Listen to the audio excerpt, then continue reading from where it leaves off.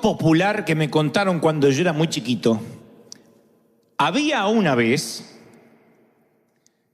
3 pequeños árboles y los 3 con grandes sueños.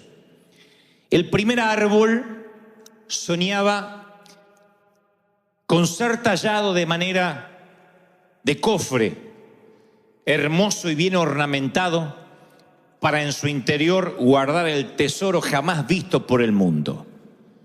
Me gustaría transformarme en un cofre de madera que pueda acoger joyas, piedras preciosas o esmeraldas, decía.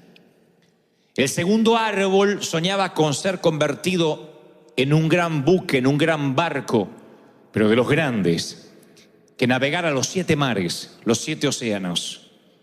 Iré por el mundo y recorreré los sitios más inhóspitos. Seré un transatlántico importante, soñaba. El tercer árbol no quería alejarse de su hogar. Quería crecer en la cima de la montaña de manera tal que cuando los hombres lo vieran de tan alto no les quedara otra que dirigir su vista hacia Dios. Y decía: si puedo ser lo suficientemente alto, la gente encontrará a Dios tan solo con mirar y observar mi copa. Cada árbol tenía su sueño. El primero, insisto, en transformarse en un cofre que guardara un tesoro preciado. El segundo, en un barco que navegara los 7 mares. Y el tercero soñaba con ser tan alto de modo que los hombres al contemplarlo se encontrara con el rostro de Dios. Con el pasar del tiempo los árboles olvidaron los sueños, pero ya no eran retoños como cuando soñaban, sino que se convirtieron en árboles fuertes. Y entonces 3 leñadores subieron a la montaña. Mientras el primer leñador cortaba el primer árbol, este casi no podía contener su emoción porque supo que pronto cumpliría su destino. Pero en lugar de transformarse en un cofre que albergara un tesoro preciado, los carpinteros lo transformaron en una caja ordinaria, en un comedero para animales. Así que él maldijo al leñador y quedó amargamente desilusionado porque desde que era una semilla, un retoño, él quería hacer un cofre. Y en lugar de eso devino en simplemente una caja o un cajón donde comieran los asnos. El segundo árbol sí terminó siendo un barco, pero no una nave insignia de una gran flota. Se convirtió en un barco pesquero. Así que nunca navegaría en océanos majestuosos, sino que sería un pequeño bote en un pequeño lago usado para la pesca. Así que también quedó amargamente desilusionado. El tercer árbol, el que quería crecer tan alto de modo tal que cuando los hombres lo vieran se encontraran con el rostro de Dios, se encontró con un leñador que lo hizo trizas, transformó todo el tronco en varias vigas de madera y luego amontonó esas vigas en un galpón. Y aún no sabiendo para qué usarían las vigas, él dijo: todo lo que soñaba era quedarme en la montaña y señalar hacia Dios. Se quejó el tercer árbol. El tiempo pasó, los árboles convertidos o devenidos en cosas muy lejanas a los que habían soñado cuando eran retoños, se olvidaron de sus sueños, hasta que una noche una jovencita, una flamante mamá, colocó un bebé en la caja donde comían los animales.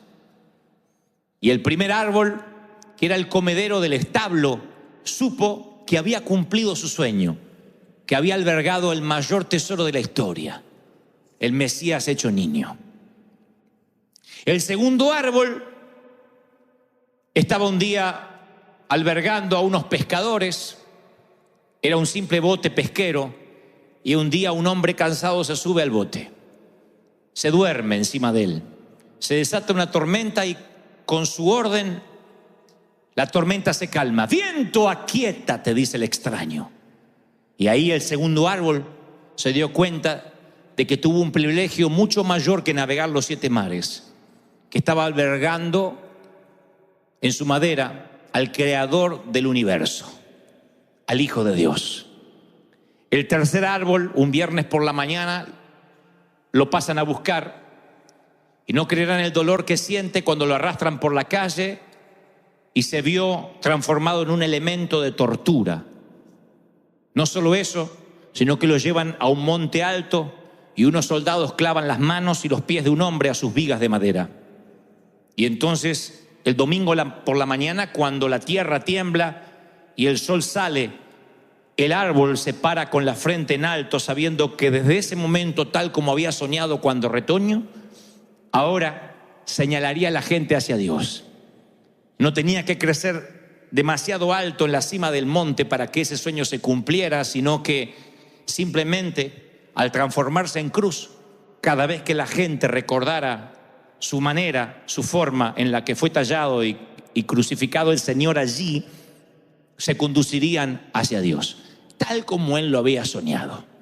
Cuando recuerdo esta historia que alguna vez me contaron de chico, es una simple historia. A mí me recuerda los planes que Dios tiene para nosotros, que a veces simplemente porque somos tan torpes no podemos visualizar. Nos empecinamos en creer de que Dios se olvida de nuestros sueños. Y Dios dice, ok, tengo un sueño mejor para ti. O en su defecto, cumpliré tu sueño, pero no será bajo tu trato, bajo tu calendario y de la manera que tú quieres que sea. Pero los sueños de Dios se cumplen y generalmente, como dice las Escrituras, los caminos de Dios son superiores y distintos a los nuestros. Lo que sucede es que lo que vivimos y lo que esperamos vivir a veces está separado por una brecha tan ancha. Lo que nosotros soñamos, las expectativas, se diferencian tanto de lo que nos toca vivir que pensamos que Dios nos abandonó. O en su defecto esa frase tan trillada, Dios no me ama. Si me amara no me pasaran estas cosas. Si me amara Dios me habría detenido. Me habría parado de no cometer este error. No me habría tomado esta enfermedad. No hubiese pasado por el hospital. No habría tenido que conmemorar un funeral. Pensamos que lo que nos está sucediendo es algo injusto. Y entonces hablamos con un pastor, hablamos con un rabino, hablamos con un cura y nos dice, esa es la gracia de Dios. Por alguna razón te toca pasar esto, es la gracia de Dios. Y a nosotros no nos gusta la palabra gracia porque la identificamos con algo con lo cual nos tenemos que conformar. Decimos, amor es lo que yo sueño que me pase. Gracia es el peor es nada. Amor es lo que yo quisiera que me pase. Si Dios me amara, yo me habría casado con un príncipe azul. Por gracia tengo un sapo.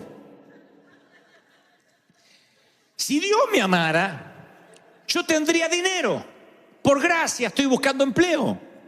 Si Dios me amara, yo retosaría de salud.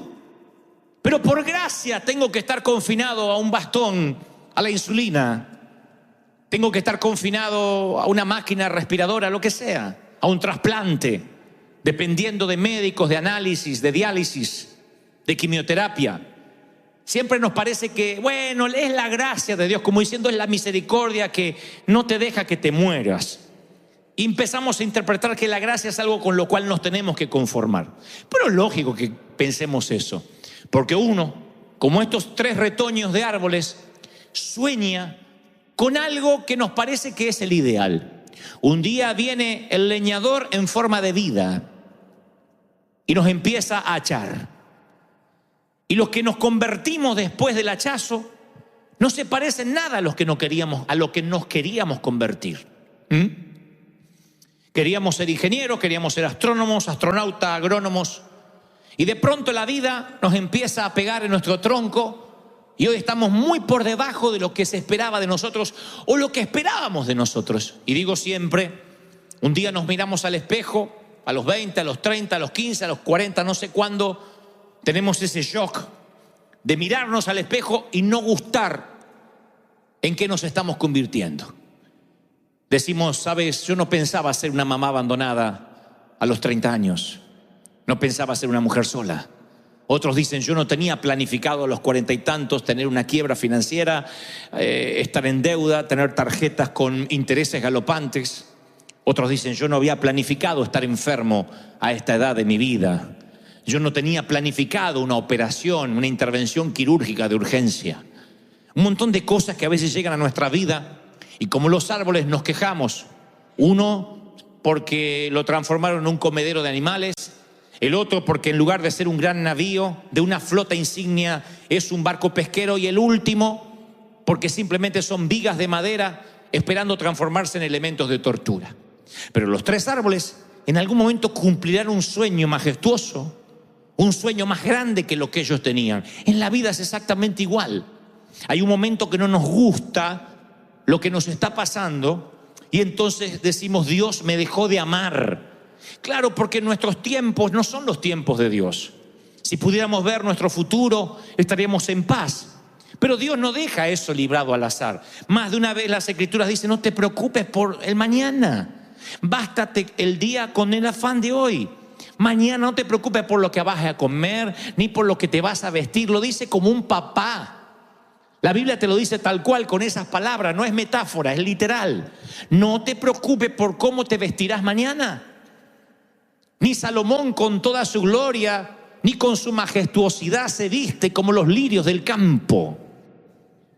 Y si los lirios del campo, si los pajaritos no les falta el nido porque Dios vela por ellos, ¿cuánto más por ti? Preocúpate por el hoy. Pero nosotros somos como el niño de 7 años que nos dice: papá, no puedo tomar mi cereal porque no sé cómo cotizamos en la bolsa hoy. No sé cómo está el petróleo, el eurodólar. Estoy preocupado por las Naciones Unidas. Tú le dirías: no te preocupes, está por encima de tu edad. Está por encima de tu nivel de comprensión y por encima de tu nivel de preocupación. Bástate hoy, toma el cereal, disfruta, y lo que tienes que hacer es portarte bien y no traer una mala nota en matemáticas. Es toda tu responsabilidad. Dios es igual, conforme la edad, conforme la preocupación que te puedes permitir, conforme la ansiedad que te puedes permitir. La ansiedad es parte de la vida, pero cuando te empiezas a preguntar qué va a pasar en 5 años y en 6 años, y qué va a pasar con mi vida, cómo voy a llegar a viejo, y esa empieza a ser tu vida. Está bien que seas precavido, pero cuando tu vida está más allá de lo que está pasando hoy, puedes caer en el error de perderte el hoy. Y el hoy no regresará. Jamás viviremos un día como hoy. Nunca más. Jamás. Y hay gente que se lo pierde. Se pierde sus hijos, se pierde su pareja, se pierde el amor, se pierde el servir al Señor, porque está preocupado: ¿qué va a hacer el leñador con ellos? ¿En qué me va a transformar? ¿Y qué voy a hacer? ¿Y en qué Dios me va a usar? Y se pierde esta temporada. Por eso Salomón divide la vida en 28 temporadas diferentes. Y las 28 tienen su importancia. Dice: tiempo de reír, tiempo de llorar. Y llorar. O llorar argentino. Tiempo de sembrar y de cosechar.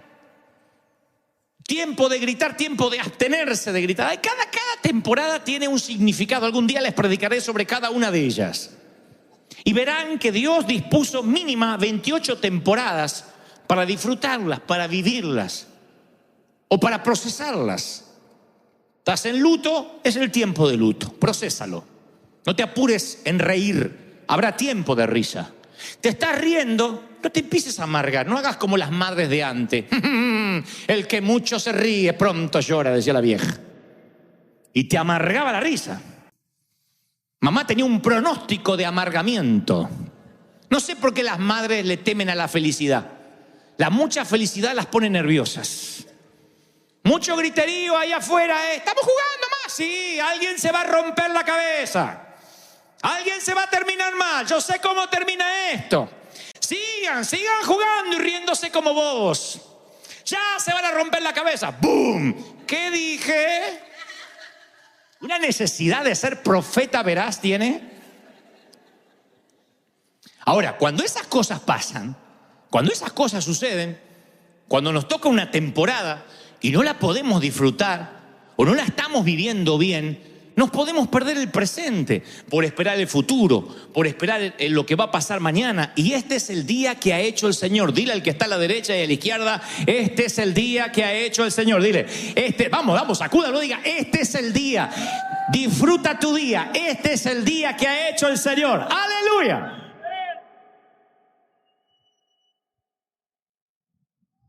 Hay una palabra que se le agrega a la palabra amor, que es la palabra incondicional. Siempre se la pega, amor incondicional. Y aun cuando se habla de el amor ágape, del amor de Dios, decimos, y Dios te ama incondicionalmente, pasa al altar. Pero en la Biblia no aparece incondicional pegado al amor de Dios. No porque el amor de Dios no lo sea, pero al pegarlo de una manera como implícita, como que si ese amor de Dios es incondicional, podemos caer en el error de faltarle el respeto a la palabra. O sea, de no darle la importancia que se merece. Es como cuando un matrimonio dice, ¿tú me amas? Sí, si no, no estaría contigo, ya te hubiese dejado hace tiempo. No es lo que esperaba oír. ¿Y por qué me amas? Y qué sé yo, no tengo ganas de pensar por qué te amo.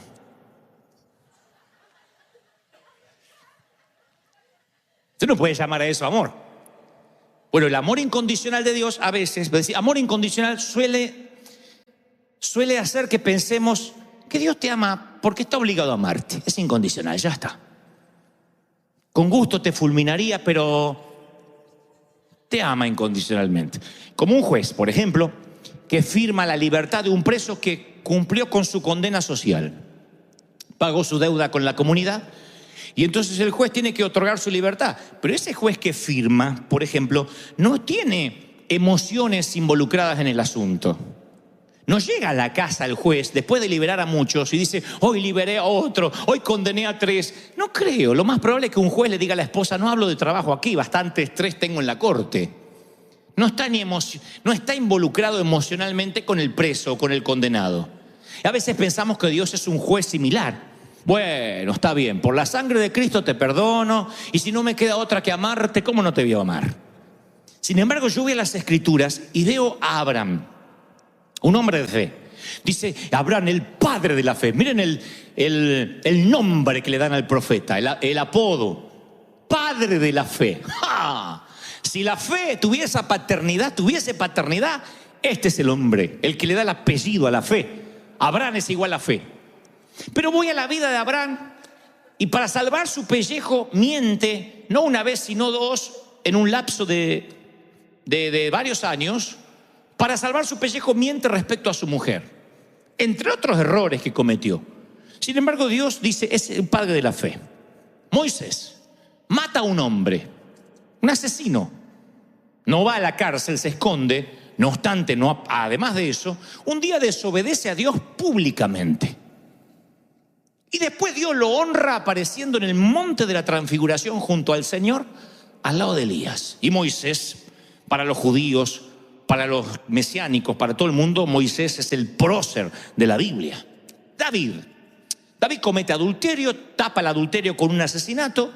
Dios de alguna forma protege su linaje familiar hasta la aparición de Jesús, que le dicen hijo de David. No es el hijo del adúltero, no es el hijo del asesino, no es algo que no lo nombren más. No, hijo de David. Pedro niega al Señor y después diría el Señor, sobre ti edificaré mi iglesia, te usaré para dirigir la iglesia. Vas a la lista de los héroes de la fe de Hebreos 11 y descubre los muchachos que hay ahí. Y la verdad que son algunos bastantes delincuentes de lo que hicieron. Ustedes los leen todos así, claro. Uno lo puede leer con una voz engolada, una voz de locutor. Ahí está David, ahí está Jefté. Jefté era un huérfano que mató un montón de gente. Rahab era una prostituta. O sea, uno le puede leer la Biblia de manera aséptica, higiénica, limpiar todo lo que nos suena fuera de la religión y leer con esos nombres y con esa postura de gente pura. Pero no eran gente pura. Era gente que Dios amó, no incondicionalmente, bueno, lo tengo que amar a este Moisés, con un amor tenaz, con un amor intencional. Por eso me preocupa cuando alguien con desdén dice, bueno, Dios te ama igual, porque le hemos quitado la fuerza original y hemos hecho un Dios anémico, desapasionado para amarnos. Cuando uno no le cae la moneda de cómo lo ama Dios. Bueno, Dios me ama porque estoy en la iglesia River y porque me tiene que aguantar. Cuando uno tiene esa relación de Dios, que sí, Él es amor, pero la verdad que a mí la vida me va mal. Si me amara no me iría así. Ahí es cuando viene ese razonamiento que no resiste análisis. Decir, no, si me amara no tendría que pasar esto. Claro, cuando vino el tornado a nuestra vida y deja una estela de devastación, cuando la vida se nos cae de pedazos, enseguida decimos, ¿y dónde está Dios? Si Dios me amara no me pasara esto. Porque no entendemos lo que es el amor de Dios. Queremos que Dios nos ama si se cumple mi deseo de árbol. Si yo me transformo en ese cofre para guardar perlas, entonces Dios me ama. Si soy un barco que navega los 7 mares, entonces Dios me ama. Si me deja crecer alto de modo que cuando los hombres vean mi copa dirijan su vista a Dios, entonces Dios me ama. Si no, Dios no me ama. Y entonces Dios tiene una respuesta a eso. Dice, no, yo te voy a contar cómo funciona esto de que te amo o no te amo. Dios es un padre, piensa como una madre, como un padre, con amor paternal. ¿Cuántas madres nos han dicho, no comas dulces antes de cenar? ¿Te lo han dicho? También como otras tonterías, no comas sandía y te metas en la alberca porque te crece no sé qué en el estómago y te inflas así como si tuviera cerveza adentro. Había mitos, pero después había cosas reales que la madre solía ver con anticipación. No salgas desabrigado porque después te agarras un resfrío.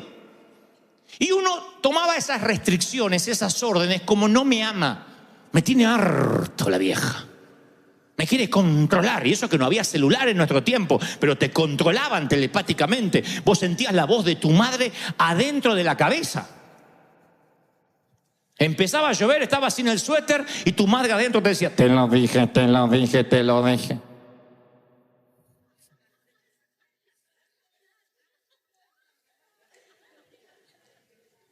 Entonces, nos cuidaban, nos protegían. Y a veces esas protecciones venían disfrazadas de penitencias, disfrazadas de chanclazos. En mi tiempo no había penitencia, había chanclazo. El primer aviso era un chanclazo. El warning. El warning era acá. Ya la multa era en otra parte del cuerpo donde te van a ver la marca y vas a tener que pasar vergüenza. Porque ahí no las podías demandar a las viejas. Yo una vez fui con 5 dedos acá. Así, toda una mano dibujada. ¿Y ahora qué digo? Dígale, traje una mala nota y por eso tengo la mano de mamá en la cara. Va a pasar vergüenza encima. Más paso vergüenza yo. Así eran las madres de antes. Yo no lo podía entender. Ahora, ella no me odiaba. Yo sé, me consta lo que me amaba.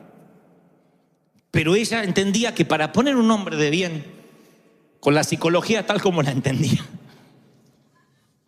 con la pedagogía que había en ese tiempo, había que hacer lo imposible, aunque duela. No estoy haciendo apología a golpear ni a pegar. No me saquen de contexto en los tiempos modernos. El pastor dijo que hay que dejar los dedos marcados. No, estoy contando mi experiencia. En eso entonces ni se nos ocurría pensar que era la manera en que nos estaban odiando. Mamá nos decía, me duele más a ti que a mí. Mentira, yo tenía la nalga como un mandril, pero le dolía a ella. A mí me duele más, decía. Y se iba la vieja. No le dolía, a mí me dolía.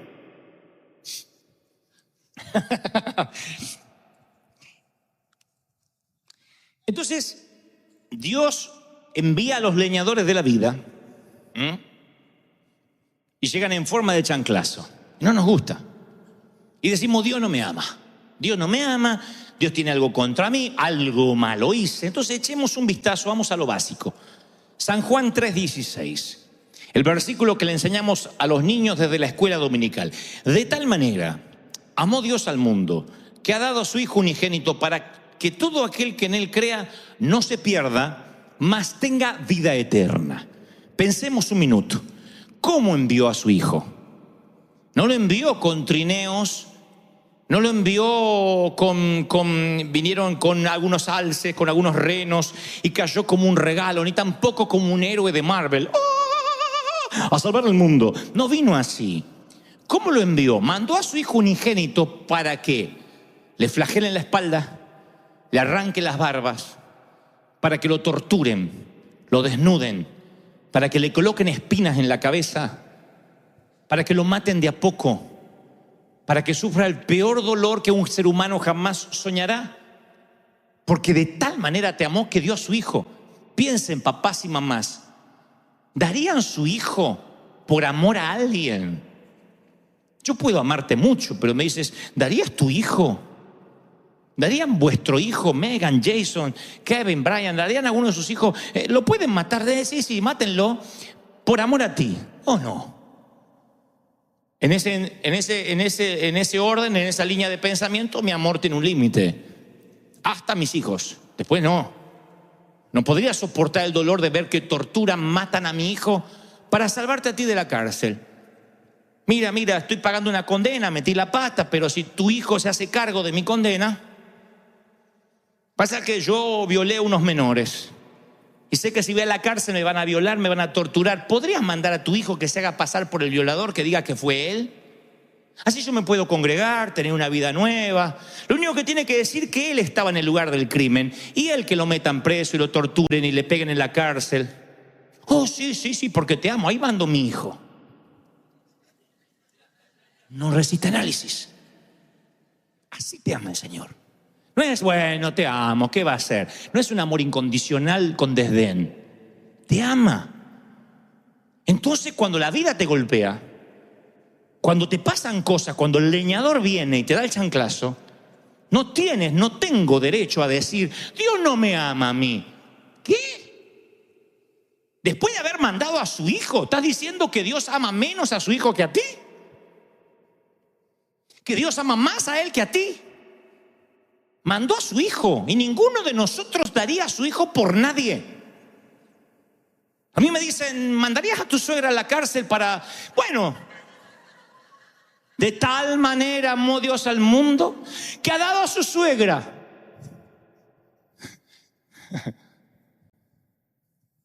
Ya, mátenla. ¿Un hijo? No un hijo. Quienes tenemos hijos sabemos lo que se siente por un hijo. No es el amor, ni siquiera filio, no es el amor erótico, es un amor que no puedes definir. Las madres tienen en su vientre 9 meses gestando un hijo y ya lo aman sin conocerlo, sin saber cómo luce. Porque una ecografía no le hace justicia. Y luego lo amas y ese hijo es un hombre de bien o un hombre de mal, pero tú lo amas. Y Dios dice, así es mi hijo y lo di por ti. No tomes eso con desdén. No diga, bueno, Dios me soporta. Tú no tienes ni siquiera el derecho a decir, es que si Dios me amara, yo no estaría rentando. Fíjense a la luz de lo que le acabo de mostrar, de matar a un hijo por amor a ti. Decir, si Dios me amara, yo no estaría soltera.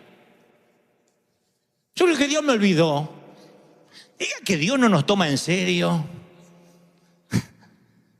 Porque si Dios nos tomara en serio, es que yo no entiendo por qué se me murió mi perrita. Yo digo, Dios me está contra mí. Yo creo que Dios dice, no tienes idea lo que yo hice por ti. Cuando tú dices, realmente Dios me ama en la cruz, dice, no. ¿Cómo vas a decir que no te amo? ¿Cómo semejante sacrificio fue en vano? Y como los árboles de la fábula, la mayoría de nosotros no sabemos qué plan tiene. Lo que pasa es que la vida que estamos viviendo, claro, no se parece a la que queríamos vivir. La brecha se abre cada vez más. Y decimos, si Dios me amara, yo no sería pobre. Yo no habría perdido mi casa.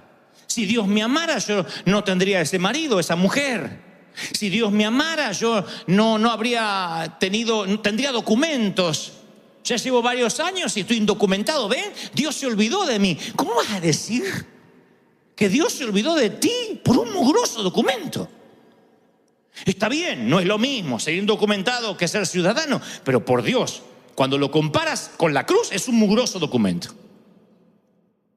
Todo es mugroso, todo comparado con la cruz. Yo te doy mi hijo, vamos a suponer que yo soy muy bueno, más bueno que Dios, nunca va a pasar. Doy mi hijo para salvarte de la cárcel y después te veo quejándote. Ay no, a mí Dante no me ama. Mataron a Megan, a nuestra princesa de 9 años. La mataron para sacarte de la cárcel. Yo hice que la mataran para sacarte de la cárcel. Y después te escucho decir, a mí Dante no me ama. No me ama porque el otro día no me oró. Y porque yo estoy viendo documentos y no me los trae. Me dan ganas de ahorcarte. Me costó mi hija. Quiero que entiendas cómo te ama Dios. Cuando entiendes, cuantificas cómo te ama Dios, no te alcanza la vida para adorar, la vida para agradecer. ¿Están conmigo, sí o no? Pero vienen los leñadores y enseguida dudamos. Los últimos versículos de Génesis 3 a mí siempre me ocasionaron un impacto, porque nuestros padres edénicos, Adán y Eva en el huerto pecan. Eva toma el fruto prohibido del conocimiento del bien y del mal, engañada por la serpiente, le hace comer al esposo. Conocen la historia. Dios se duele en su corazón y dijo Jehová Dios, Génesis 3:22.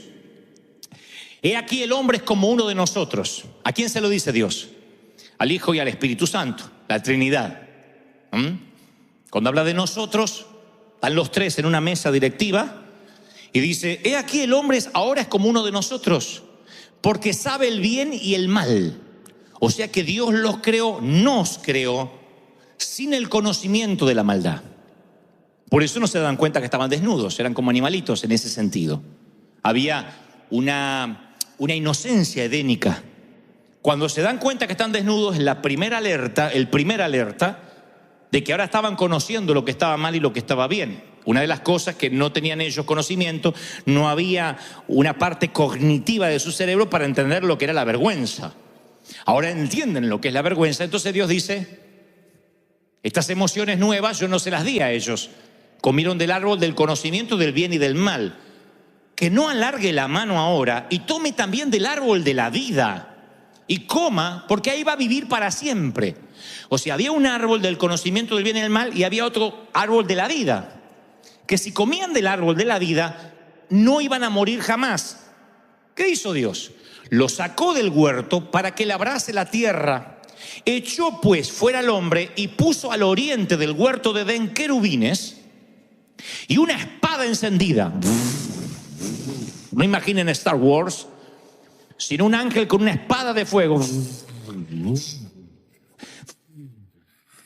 Para todos lados, para guardar que ninguno se acercara al árbol de la vida. Yo pregunté en el primer servicio y hago el mismo interrogante. ¿Ustedes ven gracia en este versículo, gracia de Dios, amor de Dios? Sean honestos, no tienen que hacerse los espirituales. ¿Ustedes ven el amor de Dios acá? Con un ángel cuidando el árbol de la vida, que no sea que se haga eterno como nosotros. El ángel. Uno, si lo lee rápido, dice, Dios está enojado, encima no quiere que le toquen el otro árbol. Pero lo leo otra vez y yo pienso, ¿qué hubiese pasado si Dios les hubiese permitido a nuestros padres caídos quedarse en el jardín y comer del árbol de la vida? Ya conocían el pecado y ahora serán eternos. Entonces no habrían vivido en el paraíso, habrían vivido en un infierno.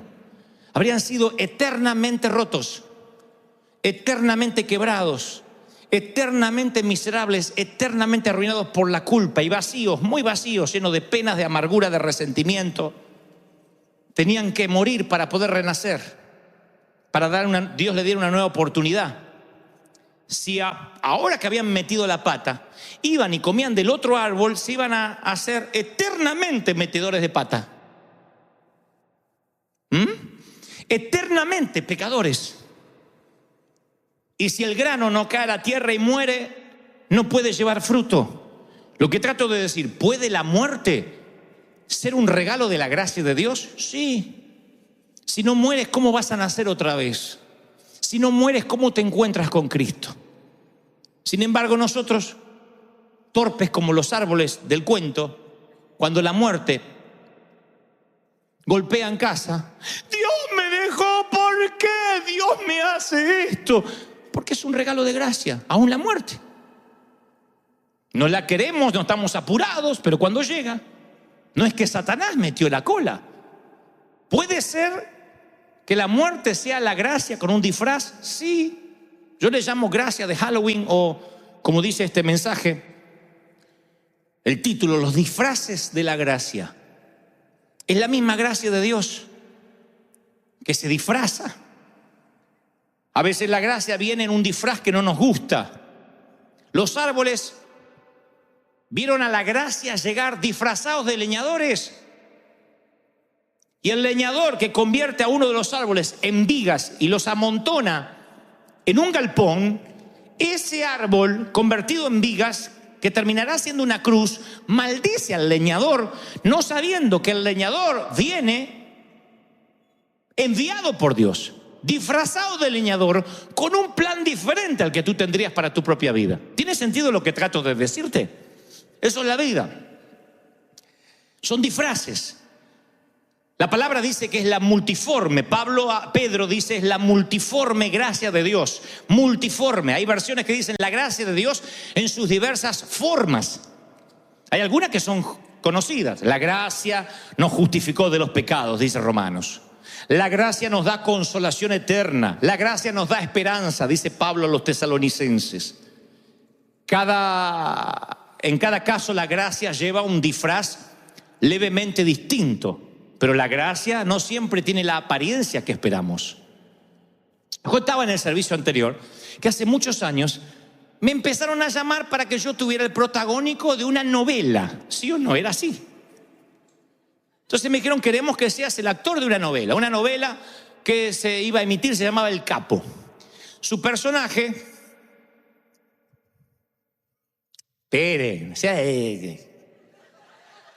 El personaje lo interpretaba un actor llamado Miguel Ángel Rodríguez. Debido a su parecido con él en ese entonces, él es mayor que yo, cada vez que él hacía un flashback y pensaba en su vida anterior, él era un muchacho honesto que se vio involucrado en una red porque todos sus familiares traficaban, y esa es la historia de él, y se enamora, etcétera, etcétera. Y cada vez que él iba al pasado, yo hacía el actor de él, yo interpretaba él cuando joven. Y entonces me llamaban porque mi parecido ameritaba que yo aceptara el papel. No podían buscar otro actor, ni siquiera más preparado. Era el parecido lo que me habían llamado. Y entonces entran a insistir y a insistir, y al principio dijimos que no. Y después el mismo gerente dice, a ver si nos entendemos. Cualquier actor moriría por un protagónico en prime time, en horario estelar en la tele. Nunca actuaste en la tele y yo te estoy dando un protagónico y me estás diciendo que no. Yo le decía, déjame, Señor. Te confieso, yo quería hacer un cofre ornamentado para meter perlas, un barco que navegue los 7 mares, o un árbol tan alto que la gente, cuando me viera crecer, viera a Dios. Y Dios dijo, no. Si te voy a usar, va a ser en forma de comedero. Si vas a hacer un barco, vas a ser un pesquero. Y si quieres que la gente vea a Dios a través de ti, vas a ser en forma de cruz. Vas a ser un embajador mío, yo te voy a usar, te voy a bendecir. La gente verá a Dios, pero porque tu vida estará crucificada en mí. Tu vida pasará por la gracia. Si yo hubiese aceptado ese papel, el destino se habría bifurcado. Estoy seguro. Tal vez sería muy famoso. Pero yo no habría vivido lo que vivimos. No habría experimentado la gracia de Dios. Y yo, cuando sentí que Dios no me permitió, dijo, no está en mi voluntad, y la oferta era tentadora, no me gustó el disfraz con el que vino esa gracia. Yo quería un plan. Si Dios me hubiese dicho, mira, tú en tantos años vas a hacer tal cosa, en tantos años yo te voy a usar acá y vas a escribir libros, yo hubiese dicho, bueno, ok, acepto no estar en la tele. Pero Dios no explica nada. Cuando el leñador viene, ¡pac!, al galpón, ¡pac!, al comedero, ¡pac!, bote. Y no te explica. Y al no explicarte te llenas de ansiedad. Dios me abandonó, Dios no me ama. Juan dice, el Padre está lleno de gracia y de verdad. Juan 1:14. No quiso decir que a veces tiene mucha gracia y poca verdad, que a veces tiene mucha verdad y poca gracia. Él dice, Él siempre dice la verdad y Él siempre viene con gracia. Y la gracia que Él trae a veces puede lucir muy diferente entre una situación y otra. La gracia vino a la catedral de cristal en forma de quiebra, no en forma de bendición. ¿Cómo yo habría escrito la historia de nuestra iglesia si yo hubiese podido ser el autor? Yo estaría en la catedral y viene alguien y dice: oh, tengo 2 millones de dólares, no sé dónde invertirlos. Y entonces voy a regalar a usted para que usted compre una reina y salga de la catedral. Entonces yo voy, pechito de paloma, le digo: Schuller, voy a renunciar y me llevo a todos, les guste o no les guste, porque nos vamos a hacer independientes. Eso hubiese sido mi historia, bien argentina y petulante. Dios dice: no, va a ser en forma de cruz. Viene la quiebra y tuvimos que orar y ayunar y buscar de entre las piedras las monedas para poder pagar. Dios tenía que transformar esclavos en soldados, y eso ocurre a veces en 40 años. Eso ocurre en los desiertos. ¿Alguien dice amén conmigo, sí o no? Entonces Dios está lleno de gracia y de verdad. A Pedro en un momento le dice: hijo de Jonás.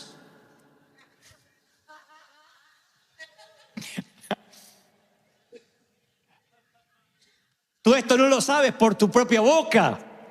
No te lo ha revelado ni carne ni sangre. Y Pedro se agranda.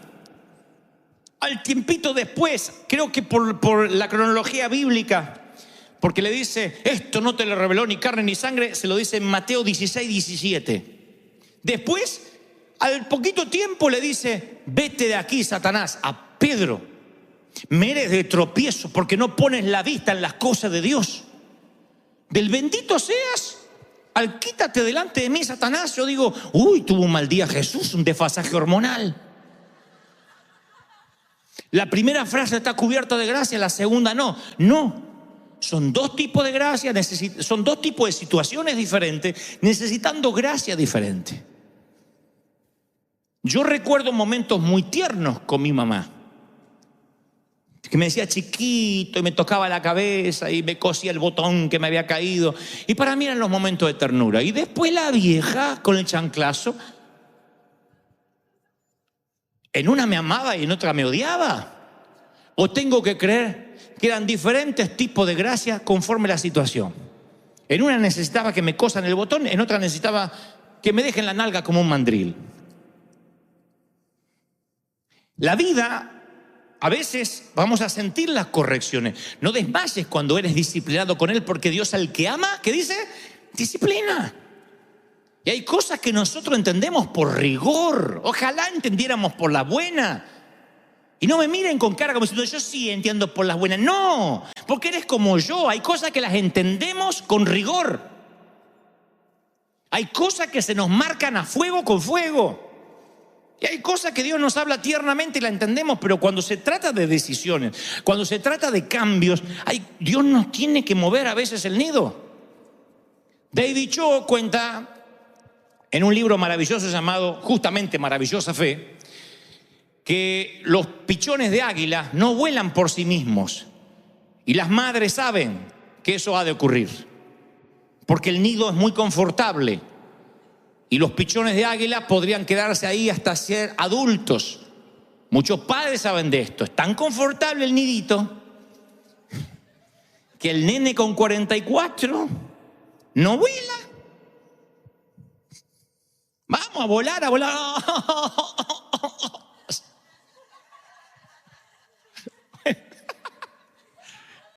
Y bueno, entonces, ¿qué hace la mamá águila? Arma el nido con espinas. Espinas, espinas, espinas, espinas, espinas, espinas. Y sobre las espinas le hace un colchón cómodo, con paja, con barro, para que no sientan las espinas. Quien mira el comportamiento de la madre dice: esta madre está loca. ¿Por qué no hizo todo el nido confortable? Pero es confortable cuando nacen, cuando están los huevos ahí. Cuando los pichones nacen y son chiquititos, los alimenta, ellos están confortables. Y después, ustedes pueden ver esto en YouTube de reprise que hay de documentales de la National Geographic. La madre con el pico los empuja a volar, porque ya ve que tienen alas. y tienen que lanzarse desde los picos más altos de las montañas. Y los pibes no quieren saber nada. No, que estoy esperando la voluntad de Dios. Que no siento paz, que acá siempre hay comida caliente.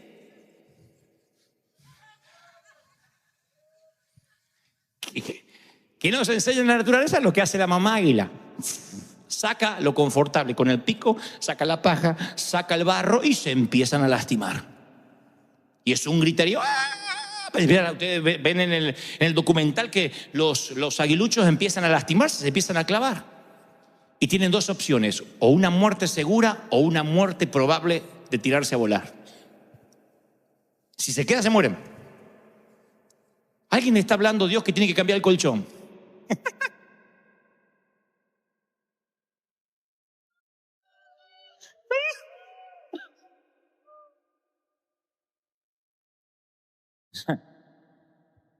Ante una muerte segura y una muerte probable, algunos mueren, algunos no quieren volar y prefieren morir ahí. El 80%, si hay 6, por lo menos 2 o 1 mueren, el resto se larga. Y los pueden ver que no saben volar. ¡Pum! ¡Pum! Y se empiezan a pegar contra los picos, pero la necesidad de vivir hace que empiecen a planear y empiezan a volar. Y ahí descubren que son águilas. La madre lo sabe, el instinto natural es que ellos no volarán por sí solos. ¿Los ama poco esa madre? ¿O los ama mucho para que puedan volar su propio vuelo? ¿Dios te ama mucho? ¿Crees que te ama de tal manera que permitió que su hijo muriera por ti? Bueno, entonces no te sorprendas si la vida te empieza a clavar o a pinchar. Te ama. La mayoría de las cosas que nosotros hemos hecho fue porque se nos fue la zona de confort. De otro modo, todos somos cómodos. Todos. Dejamos de trabajar duro apenas nos sentimos un poco de comodidad. ¿No será que a veces las crisis son permitidas por Dios porque son disfraces de la misma gracia? Disfraces de la misma gracia que Dios nos ama. De manera tal que dio a su Hijo para que no te pierdas. Voy a las Escrituras y veo que Jacob anda con la cadera dislocada, peleando después de pelear con un ángel. Y ahí se llama Israel, príncipe con Dios. Veo a Pablo, el gran apóstol Pablo, y Dios dice: bástate en mi gracia, no voy a sanarte el aguijón que te abofetea. Voy a cada uno de los personajes, veo a los discípulos, cada uno contando con un dolor, con una herida, con una espina. Yo pensé que uno llegaba al evangelio y teníamos vidas perfectas, y resulta que no. Resulta que somos, como digo siempre, gente rota, no hay vidas perfectas. Resulta que el truco está en buscar los dulces más allá del disfraz. Más allá de lo que te haya tocado en la vida, tienes que encontrar los dulces, si no te vas a vivir amargando por boberías, por tonterías.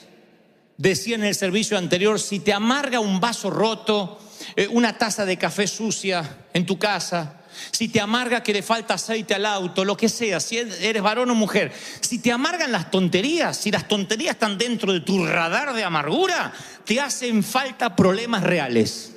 El desagradecimiento nace a partir de no haber tenido crisis. Entonces, ¿cómo logramos poner hijos agradecidos como hombres de bien? Sin que crean que la vida les debe algo.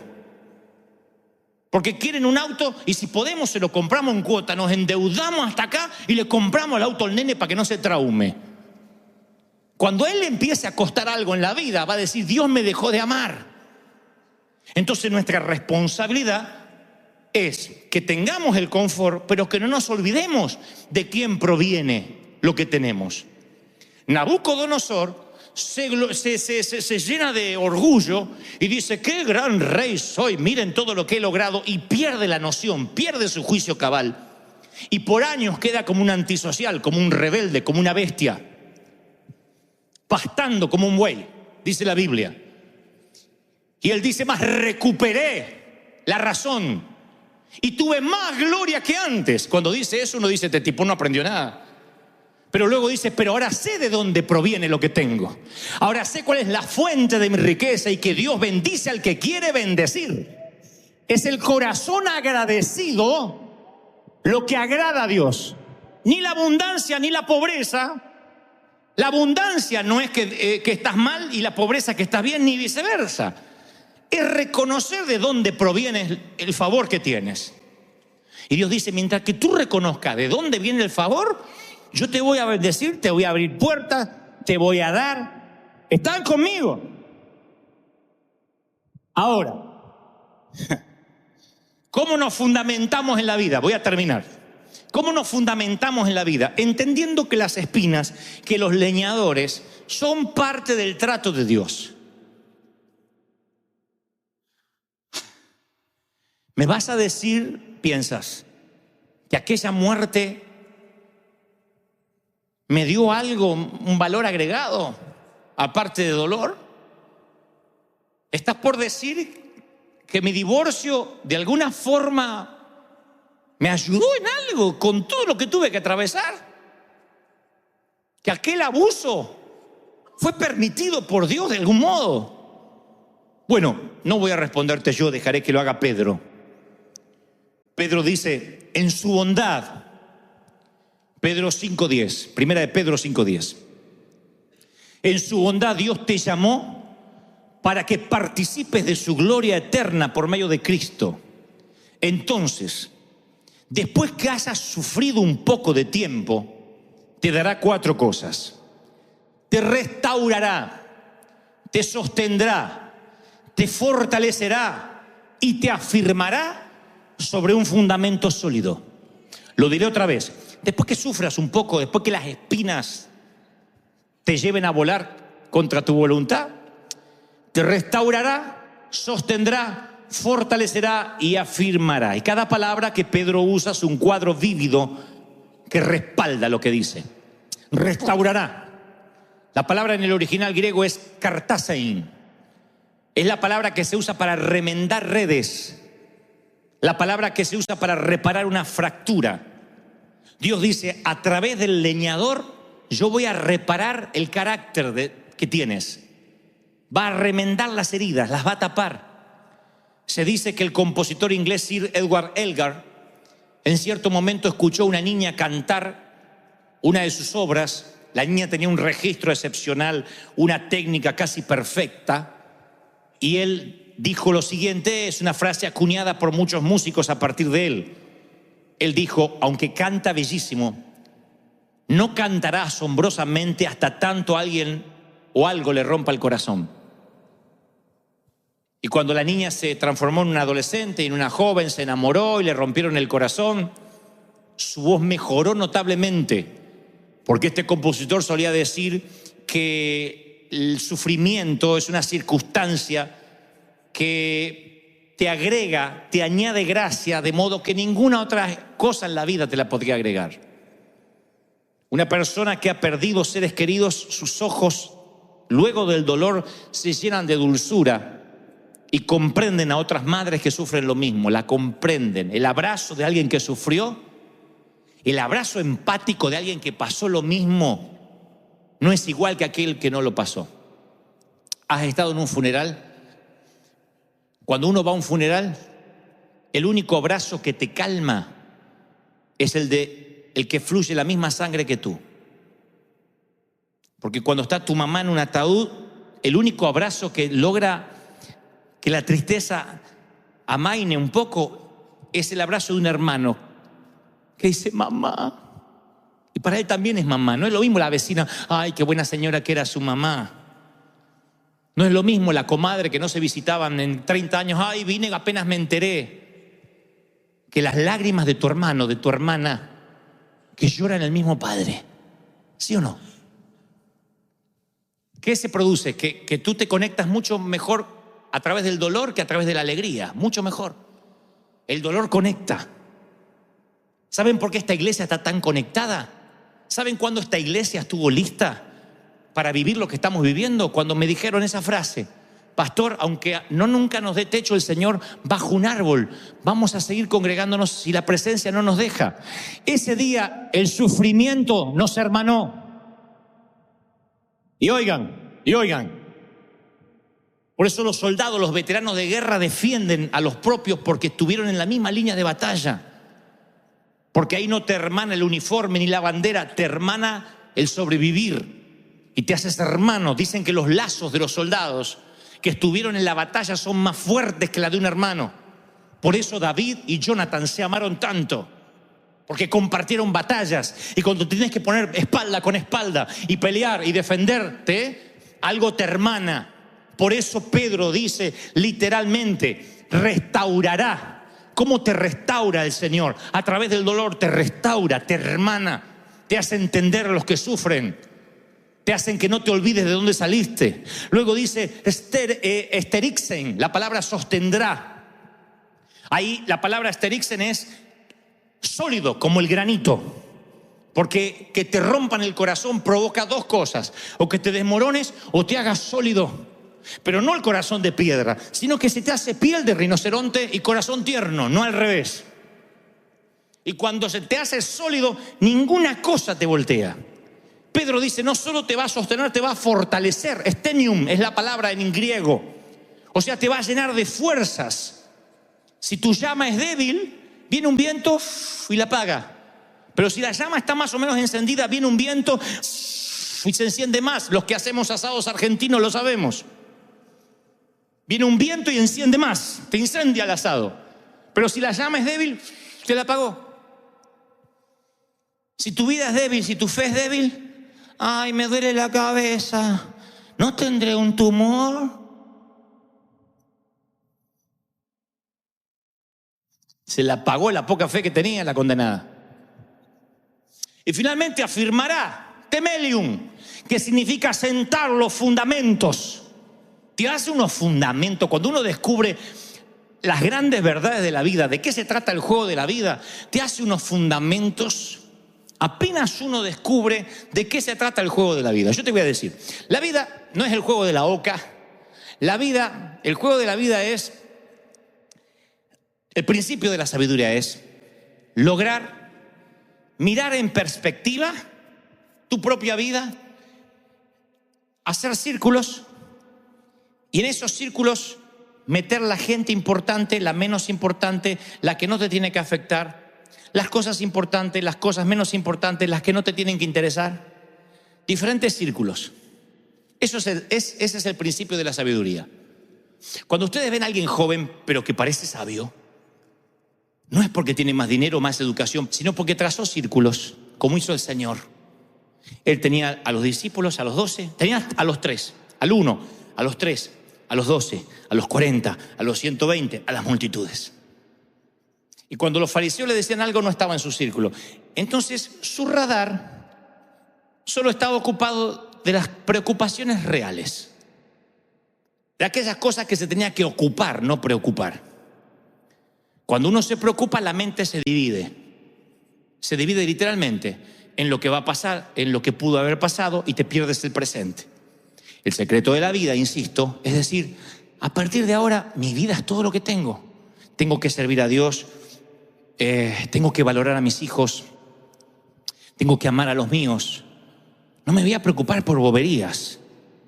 Entonces cuando los espinos, cuando la vida se pone difícil, cuando la tormenta empieza a soplar, en lugar de que te apague la llama, el pábilo, se te enciende el fuego, se te afianza la fe, porque tú tienes bien definido cómo es el juego de la vida, de qué realmente te tienes que preocupar. Y te lo digo porque yo fui un torpe gran parte de mi vida, me preocupé por tantas tonterías que hoy me importa 3 cuernos. Póngale en los mexicanos otro nombre. La iba a decir, pero va a quedar feo. Y me acuerdo que a los 20 estaba tan preocupado, a los 30, ¿qué dirán? Los pastores no me van a querer, y fíjate aquello, y mi papá no va a estar orgulloso, y lo que dijo, y lo que opinó. Tantas cosas que volaban dentro de mi radar y no me dejaban ver los verdaderos aviones. Hoy entiendo lo que realmente vale. Hoy entiendo que la gracia viene disfrazada de diferentes maneras, y el closet que tiene Dios es tan amplio que a veces uno ve esos disfraces como ataques diabólicos, o lo que es peor, que Dios quitó la mano. Y no, es Dios tratando, fortaleciendo, ayudándote. Dios dice, yo tengo una vida mejor para ti. Yo tengo sueños que ni siquiera han pasado por acá y te voy a sorprender. No, pero que yo quiero ser un cofre. ni sabes lo que vas a guardar. El Mesías va a estar allí. No, que yo quiero ser un barco de 7 mares. ¿Para qué? ¿Para que te naveguen los piratas? Yo te voy a poner en el lago para que el maestro calme las aguas y seas el mudo testigo de los milagros más grandiosos que jamás se hayan escrito. Yo quiero crecer alto. No, yo te voy a poner en el monte de la calavera y a través de los siglos la simbología de ti, árbol, estará sobre las catedrales, sobre las iglesias, en los cementerios, en los panteones, colgará de los cuellos. Estará en los crucifijos, estará en los rosarios, estará en todo sitio. El mundo se persignará con tu forma, árbol. El mundo te recordará, el sumo pontífice hará tu señal. La gente correrá a la cruz, habrán canciones en tu nombre. Árbol, no seas imbécil. Si creces en lo alto de la montaña, solo serás un tonto árbol alto. Déjame que yo te hache, que te meta en el galpón del olvido por un tiempo, y cuando llegue tu hora vas a marcar la historia y el mundo verá a Dios a través de ti. ¡Vamos! ¡Celebra el Rey! ¡Aleluya!